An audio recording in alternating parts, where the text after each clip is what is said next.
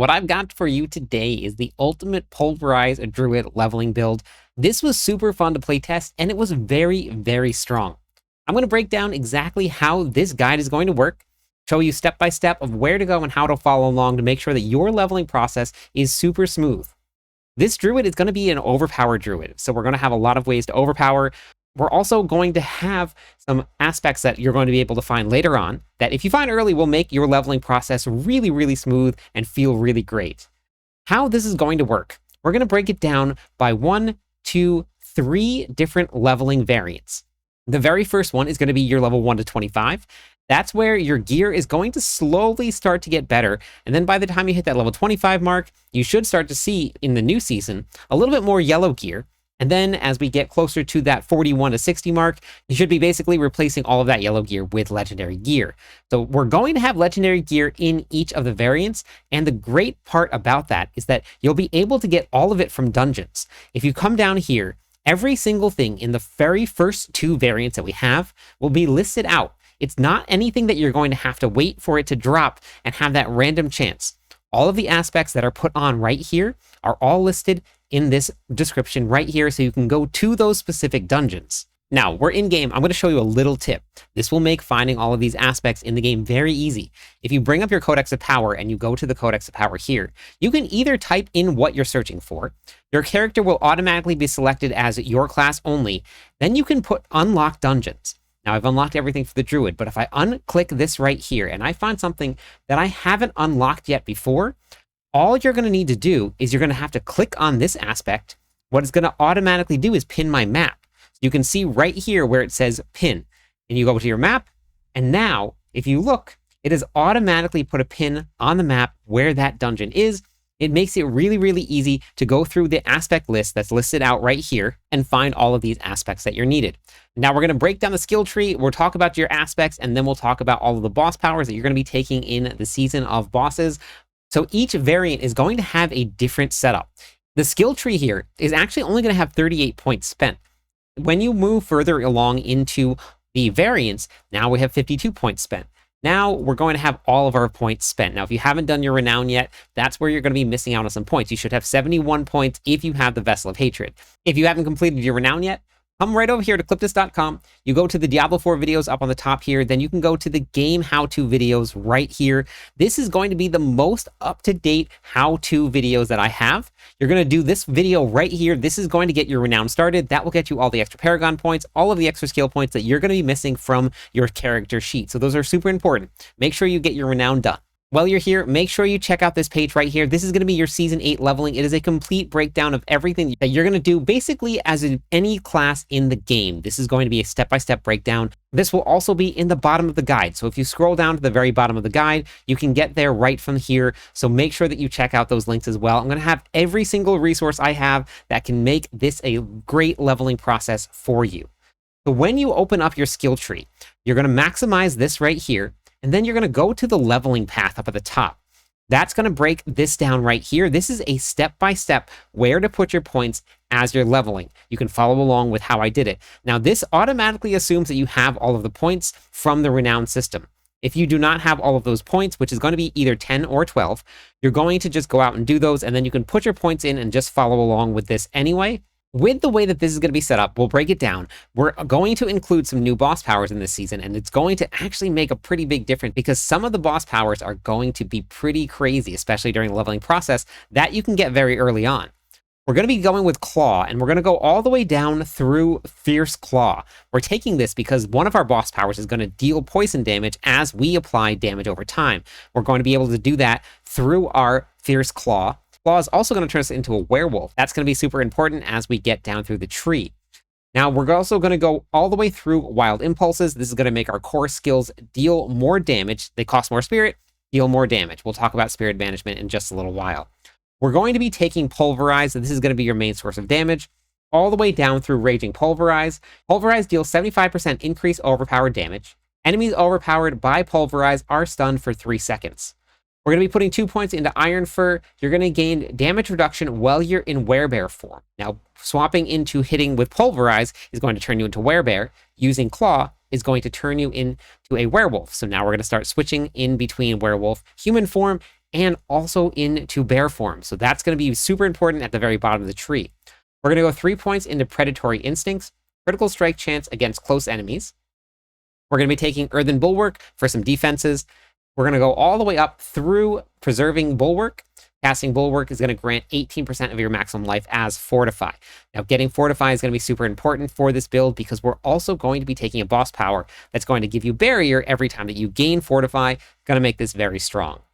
We're going to be running Backlash. You're going to deal increased damage for 5 seconds after casting a defensive skill. Your defensive skill is going to be Earthen Bulwark here. Coming down, we're going to be going into Poison Creeper. This is also going to apply poison damage, so we're going to have more ways of activating our boss power. This is going to increase your critical strike chance also against poison enemies. Feral Aptitude, you're going to deal 9% increased damage while you're healthy, which is above 80% life, and you're going to increase your 9% damage while you're above 100 movement speed. So all you have to do is find one pair of boots or one amulet with some movement speed on it, and you're going to deal additional damage. We're going to go 3 points into Mending. Well, in Werebear form, you're going to receive additional healing. You're also going to gain 12% increased maximum life. We're going to go into Provocation. While you remain in Werebear form for at least 12 seconds, your next non-defensive skill will overpower. So it's also just a way to guarantee that we're going to overpower. We'll talk about that in just a little bit. We're going to be running into Trample. This is going to be a mobility skill, a Werebear skill, and it's going to be a shape-shifting ability. It's going to turn you into a bear as well, and it's going to charge you forward. It's a super fun ability to use. Savage Trample is going to give you spirit back at the very early stages. It's going to be super important. They're also going to be buffing the amount of spirit generation that we're going to be getting in the early stages of this in Season 8, so this is going to be super important. 1 point in Neurotoxin just to unlock Envenom. This is going to give you and your companions 30% critical strike damage bonus against poison enemies, and as you saw, we're starting to stack more poison damage. 3 points into Crushing Earth. Your Earth skills are going to deal 15% increased damage to slowed, stunned, or immobilized, or knock down enemies. We're going to do Stone Guard. While you have Fortify, over 50% of your maximum life, your Earth skills are going to deal increased damage. Now, we're talking about a lot of Earth skills here, but we're going to be using our Bear form. We're going to talk about how we're going to convert that into Earth skills very, very soon once we get into the aspects. Then we're going to be running 1 point into Safeguard. Critical strikes with Earth skills fortify you for 3% of your maximum life. So we want to be critting and then gaining Fortify. And then, as I said, Fortify is going to equal Barrier. Super strong. Then we're going to be going 5 points into Petrify. This is going to be your ultimate skill. All the way down through your Supreme Petrify. Killing an enemy affected by Petrify is going to reduce the cooldown. Hitting a boss with Petrify is also going to reduce the cooldown by 10 seconds. So as soon as you pop this, you're automatically going to be reducing your cooldown by 10 seconds if you're fighting a boss. And then as you just kill monsters, because Petrify is going to last for 4 seconds, any monsters that die within that 4 seconds, you're going to reduce Petrify's cooldown as well. We're going to be going into Natural Disaster here. Your Earth skills are going to deal increased damage to vulnerable enemies, and your Storm skills are going to deal increased damage to stunned, immobilized, or knockdown enemies. Catastrophe, you're going to deal 15% increased damage for 8 seconds after casting an ultimate skill, which is going to be Petrify. This is where shape-shifting between Werebear and Werewolf, like we talked about in the beginning of the skill tree, is super important because that's going to give us damage every time that we shift. It's going to give us up to 18% increased damage. If we're in human form, which we will not be very often or for very long, for more than 3 seconds, we're going to lose that damage bonus. Then we're going to be doing Heightened Sense. When shape-shifting, Werebear grants 9% damage reduction and Werewolf grants 9% movement speed. Both bonuses persist as long as you are in either of the animal forms. They are lost after 3 seconds of being in human form. So as you swap back and forth, you're going to get more damage reduction and then more movement speed, and then you can keep those as you go. For your key passive here, we're going to be running Ursin's Strength. 30% increased maximum life while in Werebear. Now, maximum life is actually very important for an overpower build. More life equals more damage. When you overpower, overpower takes the amount of Fortify and the amount of max life that you have and converts it into damage. That's going to last for 3 seconds after leaving Werebear form. While healthy, you're going to deal 15% increased damage and 70% increased overpower damage. So that's above 80% life. This is going to be the way the skill tree is going to break down. So make sure as you're going, you follow along with this step by step. If you go through and you just start at the top and start putting skill points in like this, you're going to miss out on a lot of key and important skills. So make sure that you follow along with your step by step. You have to unlock that by clicking on the leveling path right here at the top of the video. Now let's talk about the aspects. And remember, as we said, all of the aspects are going to be found on the ground. And each one of your variants is going to have a different amount of aspects and different types of aspects. As you go through here, these are going to be, like I said, all of the ones that you find. And by the time that you get to this 41 through 60, you're going to have 2 different aspects that you have to find on the ground. So if you don't find those, you keep using the ones from the previous variant. So from these previous variants here, we're going to be running Ballistic Aspect. When you have Fortify, your Earth skills gain 2 ranks. Now, before we get any further, let's tackle this Earth skill problem that we have here. Earth and Horror. This right here is going to be the way that you're going to convert your Pulverize into an Earth skill. After casting Pulverize, Tectonic Spikes continue to deal damage. This is going to be very important. You go right to this dungeon and get this right away. I didn't realize while I was doing the leveling testing that I could go to the dungeon and get this. I was waiting to find it. Once I found it, then I realized I could have gone and found it. Don't make that same mistake. Go right there, find it. It changes everything. You can unlock all of the skill points that have Earth skills as well as all of the aspects. Because we're going to be running Claw, we're going to be running Aspect of Might. This is going to give you damage reduction when you're using Claw.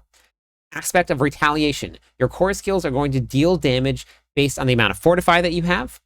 Then we're going to be running Mending Stone. The duration of your Earthen Bulwark is going to be increased. And then in addition, killing an enemy with a skill replenishes your active Earthen Bulwark barrier. So as you kill an enemy while the skill is active, and with the skill, it's going to replenish it. Then we're going to be running Ghostwalker Aspect. This makes you unhindered and gives you additional movement speed whenever you become unstoppable. Earthen Bulwark will grant Unstoppable, and then so will Trample. You'll have 2 different sources of Unstoppable here. Unhindered means that you're going to just freely move through monsters. It's great if you're trying to get through a door and there's a bunch of monsters standing in the way. You just run right through them. Then we're going to be running Crash Stone Aspect. This is going to go on the 2-hander, so you get double the damage bonus. Your Earth skills can deal up to 75% increased damage to crowd control enemies as we go through and we do all of our abilities. There's a lot of different crowd control methods out there to use, so this is going to be a really big source of damage. We talk about Earth and Horror here, then we're going to talk about Mangled Aspect. While in Werebear form, you gain up to 30 spirit every 8 seconds. So that's super important because we want to make sure that we're getting back as much spirit as we can so we can use Pulverize as much as we can. And then we're going to be running Umbral. You're going to restore primary resources when you crowd control an enemy. For your spirit boons, for the deer, we're going to be running your Advantageous Beast.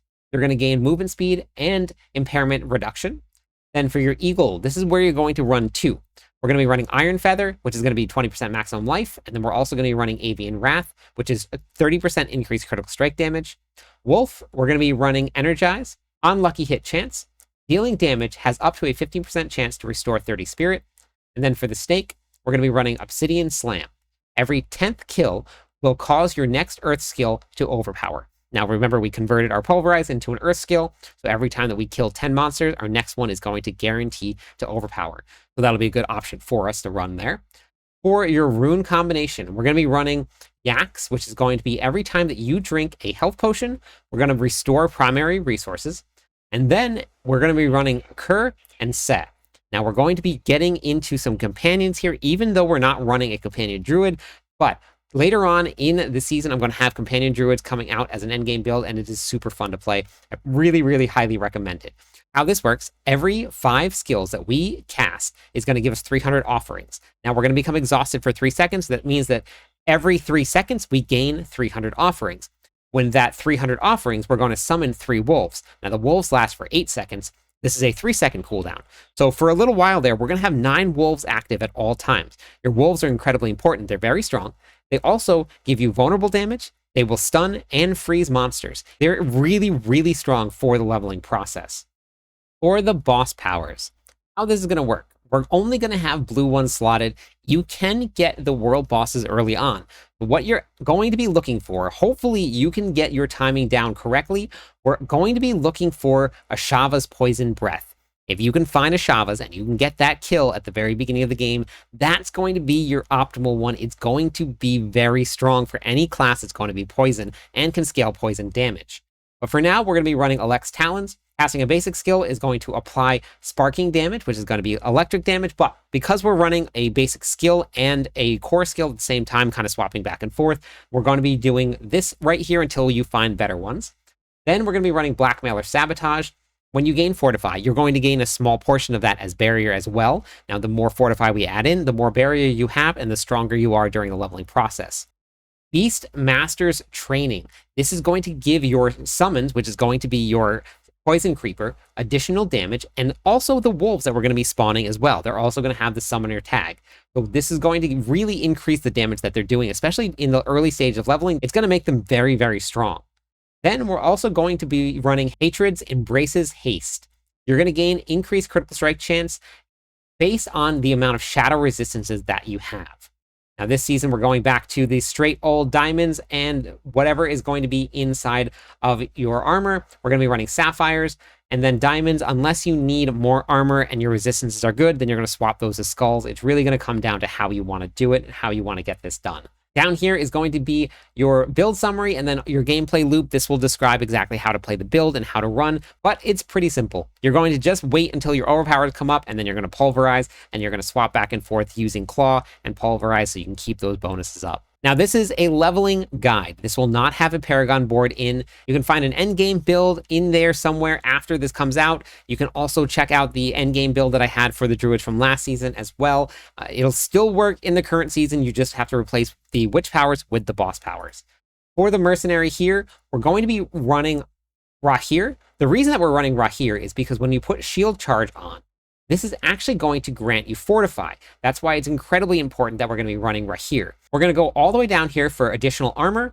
Then we're going to get the taunt, and then we're going to deal 15% increased damage to any enemy that's been taunted by Rahir. For your opportunity, we're going to be running Variana. Variana is going to run Bloodthirst, and then that is going to be on Claw, and that's what your mercenaries are going to be set up. That's the build. I'm super excited. I'm going to be live as soon as the servers go up. Hop in. Let me know what you think of the builds if you start with the Druid. Thank you again so much for watching. I cannot wait to see you in Season 8. I'm live every night. I'd love it if you stopped by, said hi, theory crafted with me. Catch you on the clip side.